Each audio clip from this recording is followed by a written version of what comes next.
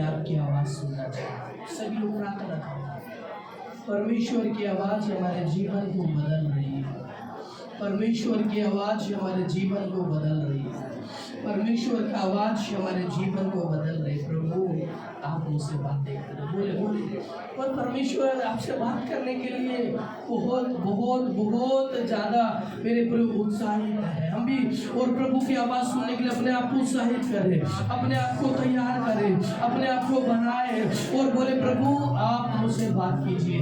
और बोले मिलकर प्रभु की स्तुति करें। हालेलुया। और ये 2 मिनट हम अपने मनों को तैयार करें, हम हमारे हृदयों को तैयार करें, हम हमारे आत्मिक कानों को तैयार करें कि प्रभु हम आपकी आवाज़ सुनने पाए राजा, हम आपकी आवाज़ सुनने पाए राजा। ओला रे माशाल्लाह रे माला रे माला रे माला रे माला। Thank you Lord. आंखें खोल के दिखा दे सबको, कानों को छुए तुम्हें सुनना सबको। मेरी आंखें खोल के तुझको दे सबको, कानों को छुए तुझे सुनना सबको। तेरा वेद मुझ पर प्रकट कर प्रभु, तेरे वेद मुझ पर प्रकट कर प्रभु। तेरे दर्शन का मैं अभिलाषी हूँ, जैसे मूसा से तूने मुलाकात की, प्रभु मुझसे मुलाकात कर। जैसे समुद्र से तूने बात की, प्रभु मुझसे तू बात कर। जैसे मूसा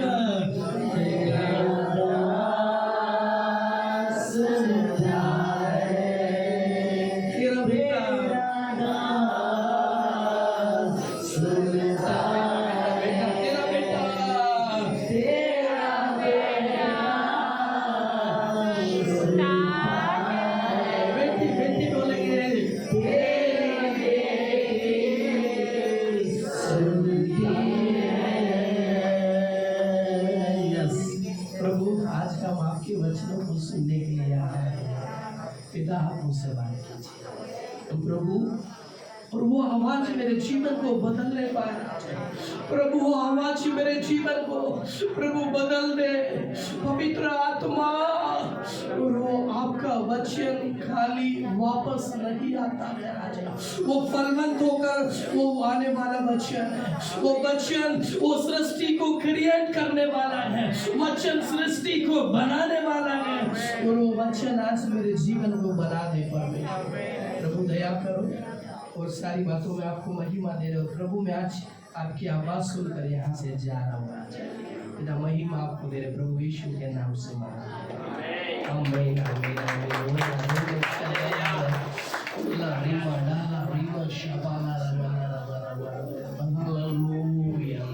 हालेलुया हालेलुया। सब लोग बैठ जाइए, थोड़ा सा आगे आगे बैठ जाइए ताकि पीछे आने वालों को अच्छा जगह मिल जाए। बात ना करें, जब हम परमेश्वर से प्रार्थना कर लिया और इस समय हम किसी से बात ना करें, परमेश्वर हमसे बात करेंगे, परमेश्वर हमसे बात करेंगे। बोलिएगा हालेलुया। परमेश्वर की आवाज़ हमको सुनना है। हम अभी ये समय किसी का आवाज़ नहीं सुनना है, ये समय सब अपना कान को परमेश्वर की ओर लगा। ये समय मोबाइल का आवाज़ नहीं सुनना है, ये समय मेरे प्रियो उसके लिए हमको ध्यान केंद्रित करना पड़ेगा। परमेश्वर की आवाज़ सुनने के लिए हमें हमारा मन हमारा हृदय परमेश्वर की ओर लगाना, हमारा देह प्राण आत्मा हम परमेश्वर की ओर लगाना, प्रभु की ओर हमको देखना है। तब नहीं तो हम डिस्टर्ब हो जाएंगे, हम परमेश्वर की आवाज़ को सुन नहीं पाएंगे। परमेश्वर हमसे जो बात करने आ रहा है हम उससे मिस हो जाएंगे, हम चूक जाएंगे। हालेलुया, जोर से बोले हालेलुया। ओके, हम प्रार्थना के साथ हम प्रभु के वचन में हम पढ़ेंगे। मेरा वचन में एक सवाल है, एक सवाल के साथ हम प्रभु के वचन में हम लोग आगे बढ़ेंगे। सवाल ये है, अभी 40 दिन उपवास प्रार्थना चल रही है। कितने दिन उपवास प्रार्थना चल रही है? कितने लोग उपवास प्रार्थना कर रहे हैं? तो उपवास है, आप अपने हाथ को ऊंचा उठाकर बता सकते हैं मैं उपवास नहीं कर पा रहा बट मैं प्रेयर में जा रहा हूँ, मेरा शरीर साथ नहीं दे पा रहा बट मैं प्रार्थना में जा रहा हूँ। ऐसे उपवास करने वाले कितना लोग हैं भैया? हमने उपवास के लिए अपना नाम दिया है और मैं उस उपवास में इन्वॉल्व हूँ। कितने लोग हैं? अपने हाथों को ऊंचा उठाइए। जो सच में उपवास है अपने हाथों को ऊंचा उठाइए। सच में जो उपवास है, सीधे सीधे सीधे प्लीज आप अपने हाथों को ऊंचा उठाइए। हालेलुया। बहुत कम लोग उपवास है, बहुत कम लोग क्या है? चलो जो उपवास नहीं है उनसे मैं पूछ रहा, आप लोग क्यों उपवास नहीं हो? कितने लोग सप्ताह में एक दिन उपवास करते हैं? हालेलुया। और उपवास नहीं कर रहे उनके लिए मैं पूछ रहा हूं, क्यों आप लोग उपवास नहीं कर पा रहे? हालेलुया। मेरे प्रियो, उपवास हम नहीं कर पा रहे हैं, सही बात है। और किसी ने कहा भूख लग जाती है, सही बात है। पर क्या उपवास हमको करना चाहिए? हालेलुया। मेरे प्रियो, आज मेरे टॉपिक ही यही है, उपवास के बारे में मैं आप लोगों को बताना चाह रहा हूँ। और प्रार्थना के साथ में उपवास के बारे में पवित्र शास्त्र से मैं कुछ बातों को अध्ययन करा, कुछ बातों को प्रभु से मैं पाया, कुछ बातों को मेरा अनुभव और बहुत सारी चीज़ें। उपवास मेरे प्रियो बहुत ध्यान से सुनना है। जो लोग उपवास नहीं कर रहे उन लोग और ध्यान से सुनना है, जो उपवास कर रहे हैं उन लोग और ज़्यादा सुनना है। और ज़्यादा क्या करना है? हम कैसे उपवास है? क्या उपवास जरूरी है? बहुत जरूरी है। हेलो, बोले हालेलुया।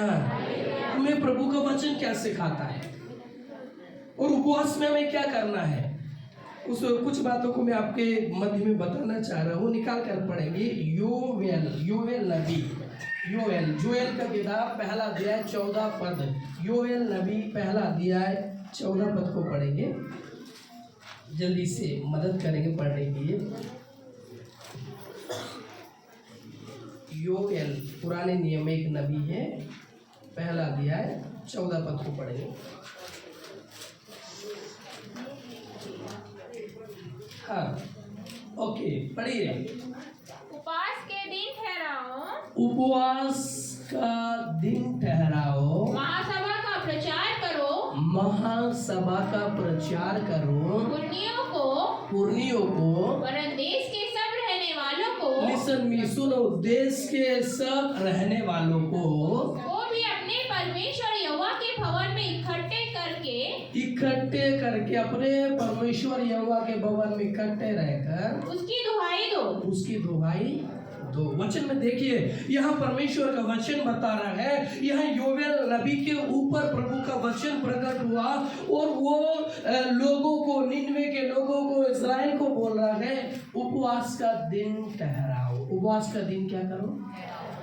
हेलो, बोले हालेलुया, जोर से बोले हालेलुया। उपवास का दिन को नियुक्त करना है, उपवास को ठहराना है। एक और वचन पढ़ेंगे, इसी का दूसरा अध्याय 12 पद को पढ़ेंगे। योवेल दूसरा अध्याय 12 पद को पढ़ेंगे। तो भी यहोवा की वाणी है, ध्यान से सुनिए। और यहाँ पर वचन में योवेल कह रहा है, और ये वचन यहोवा का वाणी है, ये वचन यहोवा की ओर से है, ये वचन परमेश्वर का है।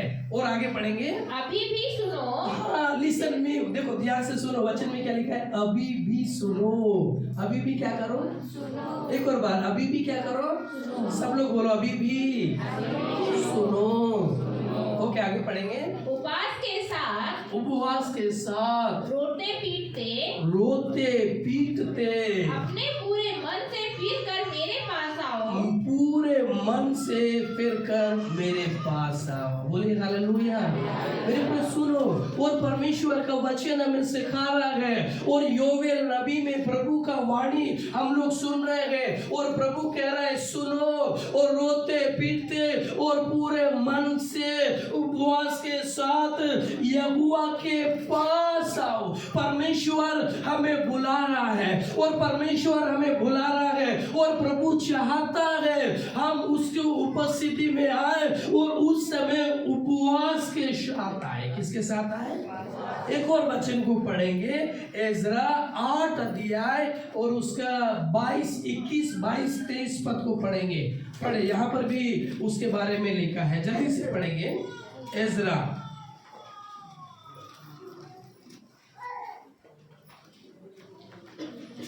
8 के 21 से पढ़ेंगे। यस।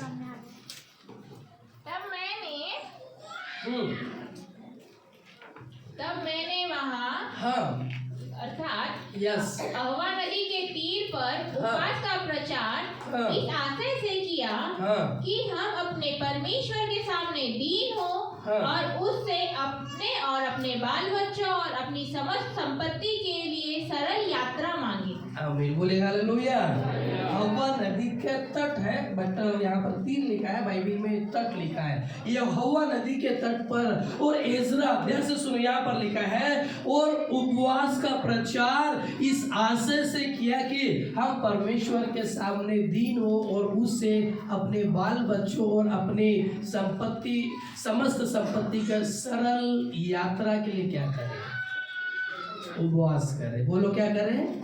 और आगे वचन को पढ़े, 22 में भी पढ़े, यहाँ पर लिखा क्या है सुनिए। क्योंकि मैं मार्ग के शत्रुओं से बचने के लिए सिपाहियों का दल और सवार राजा मांगने से लजाता था। हाँ, सिपाहियों का दल राजा से मांगने के लिए मैं लजाता था, क्योंकि हम राजा से यह कह चुके थे, यस, हमारा परमेश्वर अपने सब खोजियों पर भलाई के लिए कृपा दृष्टि रखता है, और जो उसे त्याग देते हैं उसका बल और कोप उनके विरुद्ध है।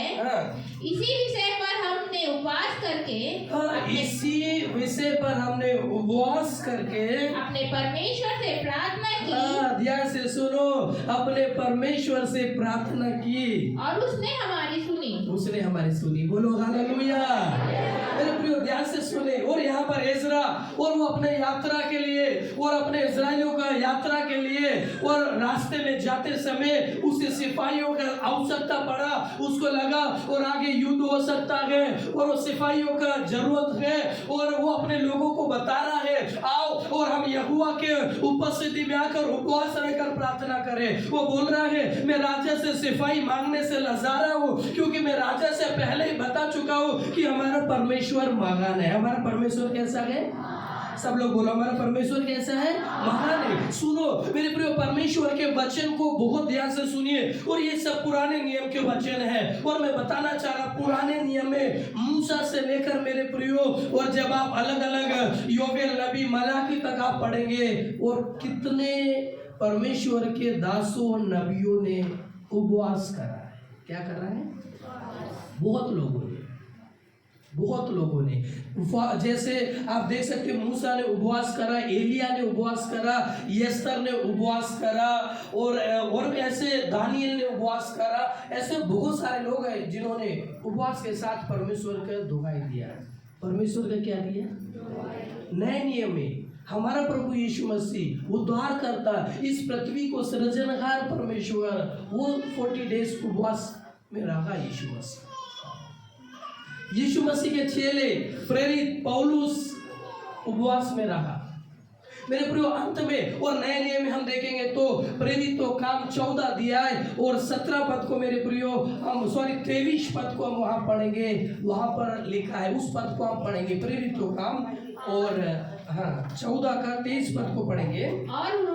और उन्होंने हर एक कलीसिया में, ध्यान से सुनिए, हर एक कलीसिया में उनके लिए प्राचीन ठहराए और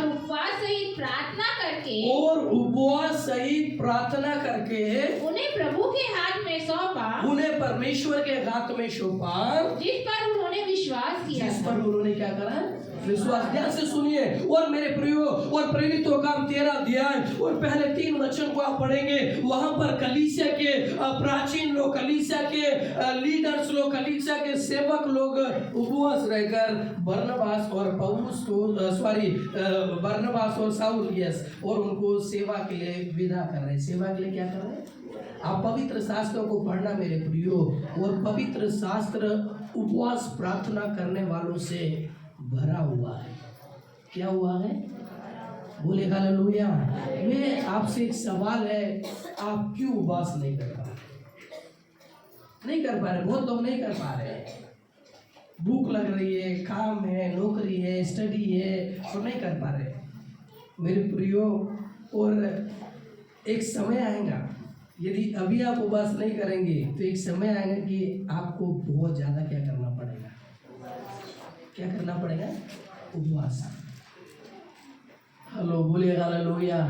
मैं आज आपको सिखा रहा हूँ। और जो लोग उपवास नहीं कर रहे हैं, और ये 40 दिन हमारे कलीसिया में बहुत बड़ा एक अच्छा सुनहरा अवसर है कि हम उपवास के साथ परमेश्वर के बाट जो है, उपवास के साथ हम परमेश्वर के भवन में आए। और ये मौका मेरे प्रियो और जगह और कलीसियाओं में नहीं मिला है। और बहुत सारी कलीसिया उपवास में यहोवा के समीप बैठक है, पर बहुत सारी कलीसिया ऐसे, बहुत सारे लोग ऐसे हैं अभी भी उनको उपवास का संगति नहीं मिला। बट आज हमारे कलीसिया में उपवास का संगति ये 40 डेज चल रही है। और इस संगति में आप कम से कम सप्ताह में एक दिन इन्वॉल्व हो जाइए। आप हर दिन नहीं आ पाएंगे, आप सप्ताह में एक दिन आप इस उपवास का संगति में आप थोड़ा सा प्रार्थना में आकर देखो, आपका मन कितना मतलब शांति से भरा रहेगा। आपका मन में कितना शांति होगा। आप उपवास पे कभी आप बैठकर देखना पूरा मन से, ऐसा नहीं और भैया उपवास प्रार्थना चल रहे हैं, हम टाइम देख रहे हैं, भैया अभी 1:30 बज गया, 2 बज गया, भूख लग रही है नहीं मेरे प्रियो। और जब आप उपवास करते हैं, और जब आप उपवास करेंगे आपको भूख नहीं लगेगी। जब आपको उपवास खत्म होगा तब क्या लगेगी? यीशु मसीह को 40 दिन में लास्ट जब उनको उपवास खत्म हुआ तब उसको क्या लगेगा? हालेलुया। सुनो, मैं आज आपको बता रहा हूँ, उपवास करना वेरी इंपॉर्टेंट है, बहुत जरूरी है। सब लोगों को उपवास करना है। अपने माता पिता अपने बच्चों को क्या सिखा रहे नहीं सिखा रहे, पर आप उन्हें आत्मिक जीवन में उपवास रहना सिखाना है। उपवास रहना क्या करना है?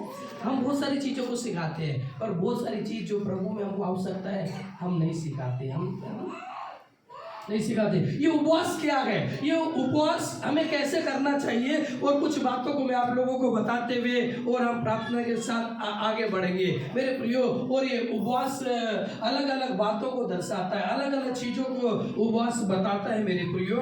और उपवास के बारे में और मैंने कुछ वचनों को मैंने मतलब पढ़ा गया, और एजरा उसका 10 अध्याय और 6वां पद को आप पढ़ेंगे, नेहेमिया पहला अध्याय और 4वां पद को जब आप पढ़ेंगे तो कोई भी एक जन पढ़ने में मदद करेंगे।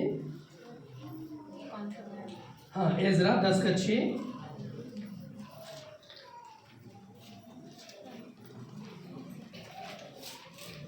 जल्दी जल्दी भाई। और एज्रा परमेश्वर के भवन हाँ के सामने से उठा, हाँ और एल्याशिब के पुत्र योनानान की कोठरी में गया, हाँ और वहां पहुंचकर न तो रोटी खाई, हाँ न तो पानी पिया, हाँ क्योंकि वह बंधुआई से निकल आए हुए के हाँ विश्वासघात के कारण शोक करता रहा। ओके। और नेहेमिया 1:4 वचन 4 वचन भी पढ़ेंगे तो वहां भी एक बात लिखा है, इस वचन में भी एक बात लिखा है, और मैं उसकी ओर आपका ध्यान आकर्षित करना चाह रहा हूँ। और पुराने नियम में जब उपवास करते थे मेरे प्रियो, उस समय उन लोग विलाप करते थे। उन लोग क्या करते थे?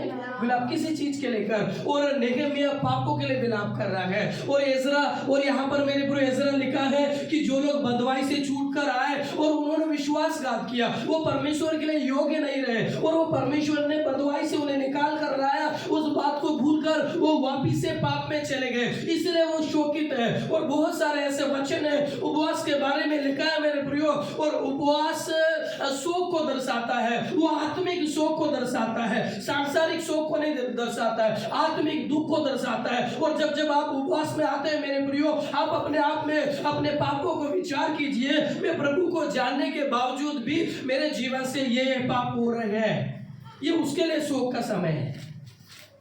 और ये बहुत सारे अभी मतलब ये 40 दिन उपवास के चल रहे हैं, और ये उपवास के दिन में बहुत लोगों से सुना, ये उपवास के दिन दुख को दर्शाते हैं। किसको दर्शाते हैं? दुख को दर्शाते हैं। हेलो, बोले हालेलुया, जोर से बोले हालेलुया। एजरा इसीलिए दुखी हुआ मेरे प्रियो, क्यों? क्योंकि उसके लोग परमेश्वर के सामने विश्वास योग्य नहीं रहे। आमीन, बोले हालेलुया, जोर से बोले हालेलुया। और पहला सामुएल 7 और 6 पद को पढ़ेंगे मेरे प्रियो। वहाँ पर मेरे प्रियो उपवास करने से हम अपने पापों को परमेश्वर के सामने अंगीकार कर रहे हैं। परमेश्वर के सामने क्या कर रहे हैं? अंगीकार कर रहे हैं। हेलो, बोलिए जोर से हालेलुया। सोना नहीं है। हेलो, जोर से बोले हालेलुया। बोल भैया, सोने का समय नहीं है। बोलिए ना, बोलिए हालेलुया। ओके, ये समय उपवास का समय है। ये समय उपवास जब हम करते हैं मेरे प्रियो, उस समय जब आप परमेश्वर को उपस्थिति में आ रहे हैं। और नेहेमिया में भी ये वचन लिखा है, और नेहेमिया बोल रहा है, और वो 4 पद में ऐसा लिखा है, वो कितना दिन विलाप करता हुआ यह स्वर्ग के परमेश्वर से उपवास करता रहा, और अपने इस्राएल लोगों के पापों को अंगीकार करता रहा, और बोलता रहा, परमेश्वर हमारे पूर्वजों ने, हमारे लोगों ने, और हमने जो पाप करे उसे क्षमा करो। उन पापों को इस उपवास के समय अंगीकार करने का समय है। और उपवास हमें किस रीति से करना चाहिए मेरे प्रियो? और उपवास में हमारे जीवन में एक आत्मिक दुख होना चाहिए, एक स्पिरिचुअली शोक होना चाहिए, दुख होना चाहिए, और हमारे पापों को याद करते हुए दुखी होने की आवश्यकता है। और मैं परमेश्वर के सामने विश्वास योग्य नहीं हूँ बोलकर हमें दुखी होने का आवश्यकता है। दूसरी बात है, और जब आप परमेश्वर के समीप आते हो, उपवास करते हो मेरे प्रियो, अपने आप को चेक करने का समय है, हमारे पापों को अंगीकार करने का समय है, हमारे पापों को परमेश्वर के हाथों में देने का समय, ये उपवास का समय होता है। हालेलुया। और मेरे प्रियो, तीसरी बात मैं आपको बताना चाह रहा है, इस उपवास में हम स्वर्ग के परमेश्वर से विनती करते हैं। स्वर्ग के परमेश्वर से क्या करते हैं? प्रार्थना करते हैं। हम परमेश्वर की आवाज़ को इन दिनों में सुनते हैं। परमेश्वर की आवाज़ को क्या करते हैं? सुनते हैं मेरे प्रियो। अंत में मेरे प्रियो एक और बात है, चौथी बात है मेरे प्रियो, उपवास पश्चाताप को दर्शाता है। हम उपवास कर रहे हैं, हम हमारे पापों को लेकर हमको पश्चाताप करने की आवश्यकता है। क्या करने की आवश्यकता है? पश्चाताप करने की आवश्यकता है। और बहुत सारी चीजें ऐसा है हम जिनके लिए प्रार्थना करते हैं पर वो चीजें हमें प्राप्त नहीं हो पा रही, वो हमें मिल नहीं रही। मेरे प्रियो, मैं आपको बताना चाह रहा हूँ कुछ चीजें बिना उपवास प्रार्थना के नहीं मिलेगी। बिना आप परमेश्वर की उपस्थिति में आ रहे हैं, प्रभु से आप दुहाई दे रहे हैं, आप प्रार्थना कर रहे हैं, आप परमेश्वर को चिल्लाकर दुहाई दे रहे हैं मेरे प्रियो, और उस दुहाई को परमेश्वर सुनता है। पर कुछ कुछ बातों के लिए हमको उपवास रहना पड़ेगा। हमको क्या रहना पड़ेगा? उपवास रहना पड़ेगा। और उपवास के साथ यहोवा परमेश्वर से हमको क्या करने की आवश्यकता है? प्रार्थना करना है। बोलेगा हालेलुया, जोर से बोलेगा हालेलुया। ये उपवास में जब आप आ रहे हैं, और मैं आपको बताना चाह रहा, जब आप परमेश्वर की उपस्थिति में उपवास करते हैं मेरे प्रिय, उपवास केवल भूख हड़ताल नहीं है। उपवास केवल ये नहीं कि हम खाना छोड़ दिए, बस हम खाना छोड़कर दुनिया भर के हम काम कर रहे हैं, वो उपवास नहीं है, वो भूखा है, भूखे रहना है। वो क्या है? बोलो हेलो हालेलुया। उपवास क्या है मेरे प्रिय? आपके सामने और बहुत स्वादिष्ट भोजन बना हुआ है, और आप उस भोजन को देखकर और आप अपनी स्वेच्छा से, आप अपने मर्जी से बोल रहे मैं उपवास हूँ, और उस भोजन को आप सैक्रिफाइस कर रहे, बलिदान कर रहे, त्याग रहे, वो है उपवास। वो क्या है? कभी कभी खाना नहीं मिल रहा, खाना नहीं बना, खाना बनाने के लिए आलसी आ रहा, इसलिए हम भूखे हैं, वो उपवास। हेलो, बोले हालेलुया, जोर से बोले हालेलुया। कई बार मेरे साथ ऐसा हुआ है, अरे यार आज थोड़ा सा मतलब खाने का सिचुएशन, चलो कहीं बाहर चले गए, हम सुबह चले गए, हमको मतलब ब्रेकफास्ट नहीं किया, जल्दी हो गए और हमको खाना नहीं मिला, चलो ठीक है ना आज हम उपवास कर लेंगे। ऐसा हमारे मन में आता है। मेरे मन में क्या होता है? प्रभु मुझसे स्पष्ट बात कर रहा हूँ, वो उपवास नहीं है, वो तो आपको खाना नहीं मिला ना, इसलिए आप कुछ समय के लिए भूखे हैं। कुछ समय के लिए क्या है? क्यों? खाना अभी नहीं मिला, खाना बनने में टाइम हो गया, और कुछ ना कुछ समस्या आ गया, और इसलिए हम उपवास नहीं है मेरे प्रियो। और आपके सामने अच्छा भोजन रखा है, और आपको अच्छा खाना है, डिनर है, लंच है, ब्रेकफास्ट है, और आपको पता है, और आज मेरे डिनर में ये मतलब बहुत अच्छा चीज है, फिर भी आप उसको त्याग रहे ना, वो उपवास है। वो क्या है? बोले हालेलुया। कितना लोग भोजन को बलिदान करने के लिए मन होता है, बोले हालेलुया। छोड़ना है, खाने को छोड़ना है, एक टाइम का खाना, कम से कम एक टाइम का। और वो समय मेरे प्रियो, जब हम खाना खाते हैं और हमारे शरीर को रेस्ट मिलता है, और जब हम अच्छा लंच और डिनर करते हैं मेरे प्रियो, उस समय और हमारे शरीर को खाना खाने के बाद अच्छा रेस्ट चाहिए, और हमारा शरीर बलवंत होता है। बट जब हम एक टाइम का खाना को छोड़ते हैं, उस समय हमारा शरीर नहीं पर हमारी आत्मा बलवंत होती है। हमारी आत्मा क्या होती है? बलवंत। यस, आपका उपवास के साथ परमेश्वर की दुहाई देकर देखिए मेरे प्रियो, और आपके मन में और परमेश्वर एक बहुत ही और एक शांति देगा, और आपके परमेश्वर आपकी प्रार्थनाओं को सुनेगा। और एक बेटा और बिना खाए हुए गया तो उनका माँ और पिता का कैसा मन होगा? कैसा मन होगा? कैसे हृदय होगा? मेरे प्रियो सोचो, और मैं और आप परमेश्वर की संतान है, और हम एक टाइम का खाना नहीं खाकर और हम परमेश्वर से प्रार्थना करेंगे, मैं बता रहा हूँ परमेश्वर का नजर आपसे हटेगा नहीं। मेरा बेटा और हाँ मेरे प्रियो, अधिकतर लोगों को खाने से प्रेम रहता है। खाने से क्या रहता है? प्रेम रहता है।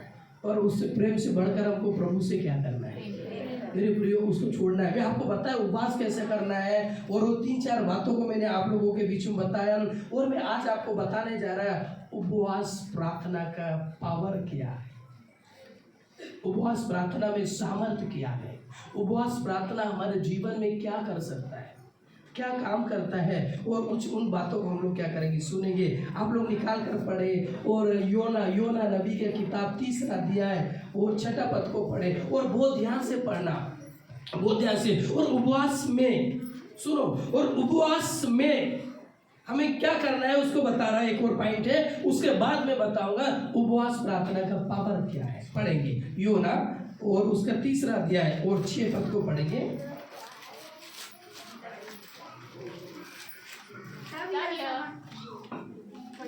ओके, पढ़िए। तब यह समाचार हाँ, तब यह समाचार निनवे के राजा के कान में पहुंचा नीनवे के राजा के कान में पहुंचा। और उसने सिंहासन पर से उठ हाँ मेरे को ध्यान से सुनिए और बहुत लिसन में, और एक एक वचन के ऊपर बहुत ध्यान हो रहा है। और यहाँ पर लिखा, और तब नीनवे के राजा को यह समाचार मिला और उसने सिंहासन पर से उठ अपना राजकीय ओढ़ना उतार कर टाट ओढ़ लिया और राख पर बैठ गया। बोले हालेलुया, कौन से बोले हालेलुया। एक और बार, कितने लोग को समझ में आया बोलो हालेलुया। इसको समझ में नहीं आया जोर से बोलो हालेलुया। हालेलुया। मैं जानता हूँ किसी को समझ में नहीं आया है। हेलो बोले हालेलुया मेरे प्रियो। हाँ, और ये वचन बहुतों को समझ में नहीं आया और मैं बता रहा हूँ, और वचन में लिखा है और नीनवे के राजा को यह समाचार मिला और 40 दिन के अंदर इस नीनवे का नाश होने वाला है। इस नीनवे को परमेश्वर अपने ज्वाला से, परमेश्वर अपने क्रोध से इस नगर को नाश करने वाला है। और ये शब्द और राजा को सुनाया आया, और तब राजा ने मेरे प्रियो, और राजा ने क्या करा, और राजा ने अपने राज के वस्त्र को और अपने राज के ओढ़ने को उतारा। और मेरे को लिखा है उस राजा ने अपने सिंहासन से उठ गया। राजा कहां से उठ गया, जोर से बोलो, कहां से उठ गया। राजा सिंहासन से उठा, अपने राज के वस्त्र को उतार दिया और राख में बैठ गया। कहां पर बैठ गया। कितने लोग राख में बैठे हैं। हालेलुया। हम सब बचपन में बैठे हैं। हालेलुया मेरे प्रियो, और ध्यान से सुनिए। और यहाँ पर राजा, एक एक वर्ड, एक एक शब्दों के ऊपर आपको ध्यान देना है। और ये शब्द, ये वचन साधारण नहीं है। और इस वचन में राजा रात के ऊपर बैठा है। हम बचपन में बैठे हैं हमारे, और जो भांजा भूंजी और जो अभी हम देखेंगे, और नीचे बालू पड़ा हुआ खेल रहे हैं, धूल में खेल रहे हैं, राख में हम बैठे हैं। वो बचपन था। अब हम राख में, अभी हम आपको बोलेंगे बैठो तो आप बैठेंगे नहीं। पर राजा सिंहासन छोड़ा है मेरे प्रियो। राजा अपने सिंहासन को छोड़कर वो अपने राज के वस्त्रों को उतार कर वो राख में बैठ गया। वो टाट ओढ़ लिया, वो फटा बोरा, और टाट एक गंदा वस्त्र, मैला वस्त्र रहता है, और उसको ओढ़कर वो राख में आया। क्यों आया। वो राजा है। और एक साधारण व्यक्ति, एक मजदूर व्यक्ति और राख में बैठता है, बड़ी बात नहीं है। वो नीनवे का राजा है, वो छोटा नहीं है। वो उस पूरे शहर को शासन करने वाला एक व्यक्ति है। वो राख में बैठा, अपने राज के वस्त्रों को उतार रहा है। उसके आगे वचन को पढ़ेंगे। ओके, 7 वचन पढ़ेंगे। राजा ने प्रधानों से सम्मति करके, हाँ, और राजा ने अपने प्रधानों से सम्मति करके नीनवे में यह आज्ञा का ढिंढोरा पिटवाया। हाँ, और नीनवे नगर में यह आज्ञा का ढिंढोरा पिटवाया। क्या मनुष्य, मेरे प्रियो बहुत ध्यान से सुनो, और क्या मनुष्य, क्या गाय बैल, क्या गाय बैल, क्या भेड़ बकरी, क्या भेड़ बकरी, या अन्य पशु, क्या अन्य पशु, कोई भी कुछ न खाए, कोई भी कुछ न खाए, वे न तो खाए न पानी पिए। बोलो हालेलुया मेरे प्रियो। ये राजा के ओर से अपनी प्रजा को ऐलान है, और राजा अपनी प्रजा के लोगों को बोल रहा है, और अपने और मनुष्य बोल रहा, आगे दिया। और राजा ने ढिंढोरा पिटवाया नगर में। और क्या मनुष्य हो, क्या जानवर हो, और क्या बच्चे हो, क्या बूढ़े हो, और कोई और न तो खाना खाए और न तो पानी पिए। हेलो बोले हालेलुया। और इसके आगे का वचन भी पढ़े। मनुष्य और पशु, ध्यान से सुने, मनुष्य और पशु दोनों टाट ओढ़े, और वे परमेश्वर की दुहाई चिल्ला चिल्ला कर दे।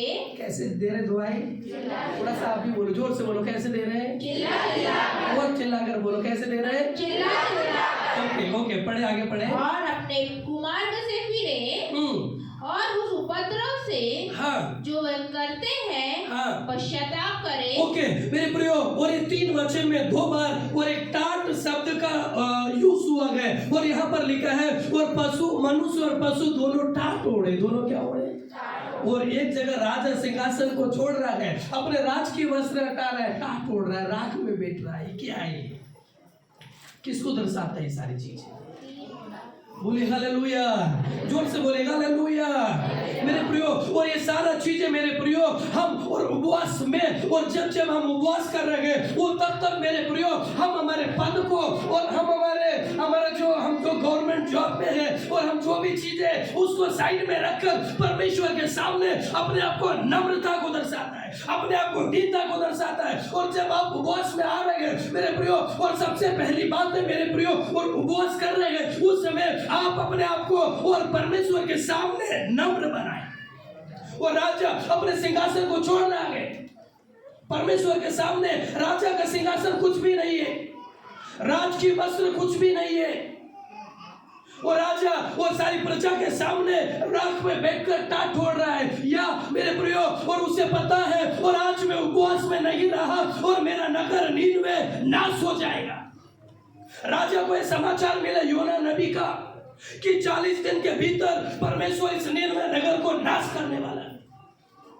और राजा इस समाचार को सुनकर अपने सिंहासन को छोड़कर वो अपने आप को दीन करा, परमेश्वर के सामने नम्र हुआ मेरे प्रियो। और जब कलीसिया उपवास करती है, प्रेरितों काम और उसका 14 अध्याय 23 पद में जब कलीसिया ने उपवास करा, अपने आप को दीन करा, अपने आप को नम्र करा मेरे प्रियो। और अभिमान के साथ और किसी और घमंड के साथ आप और मैं परमेश्वर की उपस्थिति में उपवास के साथ नहीं आ सकते। और ये कितना बड़ी बात है। और राजा ने आज्ञा दिया और शहर के क्या पशु, क्या पक्षी और क्या जानवर, कोई खाना पानी बंद। अरे भैया, हम जिंदा रहेंगे तो बाद में खाना पानी खा पी सकते हैं। हेलो, बोले हालेलुया, जोर से बोले हालेलुया मेरे प्रियो। ये उपवास का समय है, ये उपवास के समय और कलीसिया उपवास में मजबूत होना चाहिए। और मैं जानता हूँ हमारी कलीसिया विश्वास में स्ट्रांग है, हमारी कलीसिया प्रार्थना में मजबूत हो रही है। हमारी कलीसिया को एक और कदम प्रार्थना के साथ मेरे प्रियो उपवास में मजबूत होने का आवश्यकता है।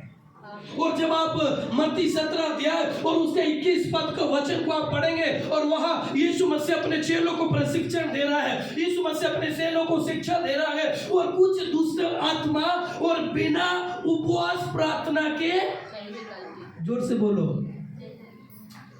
नहीं निकलती। हेलो, बोले हालेलुया पढ़े। और मत्ती 17-21 पद को पढ़े, वो वचन बहुतों को पता नहीं है, जल्दी से पढ़ेंगे।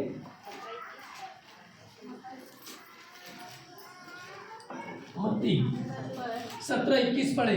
पर यह जाति, हाँ, पर यह जाति बिना प्रार्थना और उपवास के नहीं निकलती। हाँ, बिना प्रार्थना और उपवास के नहीं निकलती। बोलिए हालेलुया। कौन सा वचन पढ़ा दीदी आपने? अच्छा, कोष्टक में लिखा है ना वो। आमीन, हालेलुया मेरे प्रिय, ध्यान से सुने। इसलिए हमें उपवास करना है। और नीनवे का राजा इस बात को समझ गया मेरे प्रिय। वो 3 दिन बैठ के उपवास में, आप कितना दिन उपवास करते हैं?